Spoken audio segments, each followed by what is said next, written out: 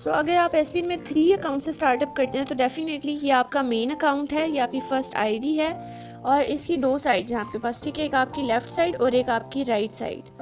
अब आपका जो सेकंड और थर्ड अकाउंट है वो आप ही के फर्स्ट अकाउंट की लेफ्ट और फर्स्ट अकाउंट की राइट साइड पे लगेगा, ठीक है। मींस कि आपके फर्स्ट अकाउंट का एक पेयर कंप्लीट हो गया, एक मेंबर लेफ्ट पे और एक मेंबर राइट पे। तो ऑटोमेटिकली कंपनी आपको जो है वो 400 रुपीज़ का कमीशन देती है, क्योंकि आपका फर्स्ट अकाउंट का पेयर कंप्लीट हुआ है तो आपको कंपनी की तरफ से 400 रुपीज़ मिलेंगे, जो कि टोटली नॉन वर्किंग है, क्योंकि डेफिनेटली आपने सिर्फ अपनी आईडीज़ बनाई हैं, कोई काम नहीं किया। अब इसके बाद आपने जो है वर्किंग अपने मेन अकाउंट पे नहीं करनी, ठीक है, क्योंकि ऑलरेडी यहाँ पे आपका पेयर कंप्लीट है। आपने वर्किंग करनी है अपने सेकंड एंड अपने थर्ड अकाउंट पे। इन दोनों अकाउंट्स के ऊपर आप वर्किंग करेंगे एंड ऑटोमेटिकली आपकी अर्निंग इन तीनों अकाउंट्स में आएगी, ठीक है। फर्स्ट अकाउंट में आपको मीन्स की नॉन वर्किंग अर्निंग आएगी। अब वो किस तरह से कि यहाँ पर अगर हम अपने सेकंड अकाउंट की बात करें तो डेफिनेटली इसकी भी 2 साइड्स हैं, लेफ्ट एंड राइट साइड, जिन पे हम एक एक मेंबर ऐड कर देंगे। एंड ऐसे ही थर्ड अकाउंट की भी हमारी 2 साइड्स हैं, लेफ्ट एंड राइट साइड, हम यहाँ पे भी एक एक मेंबर ऐड कर देंगे।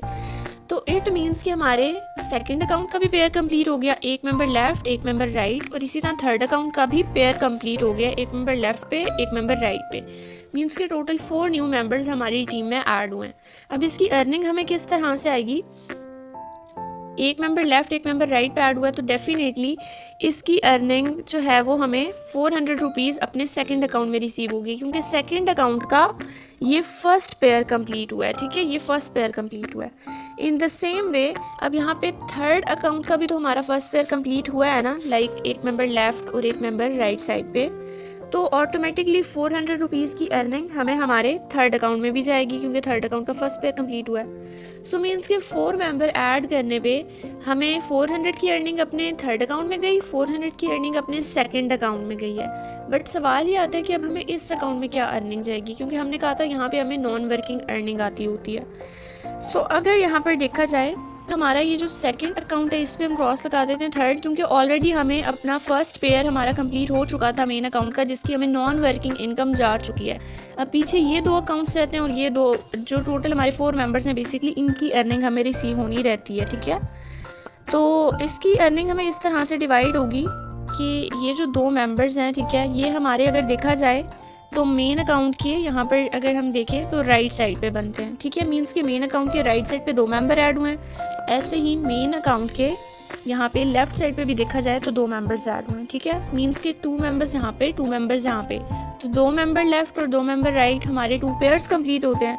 तो डेफिनेटली हमें कंपनी की तरफ से 2 पेयर्स की अर्निंग आएगी, जो कि 400 रुपीज़ है। और 400 क्यों आएगी, क्योंकि कंपनी आपको फर्स्ट पेयर का 400 देती है। इसके नीचे आपके जितने भी पेयर्स बनते हैं उन सब पे आपको कंपनी की तरफ से 200 रुपीज़ का कमीशन मिलता है, क्योंकि आपका फर्स्ट पेयर जो है वो आपका बोनस पेयर होता है, जिस पे आपको एक्स्ट्रा कमीशन मिलता है, यानी 400 का। और बाकी जितने भी आपके पेयर्स बनते हैं आपकी डाउनलाइन में, उन सब पे आपको कंपनी की तरफ से 200 रुपीज़ का कमीशन मिलता है। सो अब यहाँ पर हम ये देख सकते हैं कि मीन्स कि हमें कंपनी में जस्ट 4 मेंबर्स ऐड करने की मल्टीपल अकाउंट से ये फ़ायदा हुआ कि अर्निंग इस अकाउंट में भी गई, सेकेंड अकाउंट में भी गई और फर्स्ट अकाउंट में भी गई, ठीक है। यहाँ पे हमें 400 गया, थर्ड अकाउंट में भी हमें 400 गया, मेन अकाउंट में भी हमें 400 गया, एंड 400 हमें पहले भी मेन अकाउंट में गया था, जो कि टोटली हमें नॉन वर्किंग रिसीव हुआ था। मीन्स के टोटल 1600 रुपीज़ की हमने अर्निंग की है जस्ट 4 मेंबर्स ऐड करके, ठीक है। सो ये मल्टीपल अकाउंट्स के बेनिफिट्स हैं, यानी इंस्टेड ऑफ कि आपको ये सारी अर्निंग जो कि आपको भी ये 1 2 3 4 टाइम्स बेसिकली आई है, ठीक है, वो आपको जस्ट 1 टाइम आती है। अगर हमारी जस्ट ये एक आईडी होती, जस्ट ये एक अकाउंट होता, तो हमें सिर्फ ये एक बार 400 आता।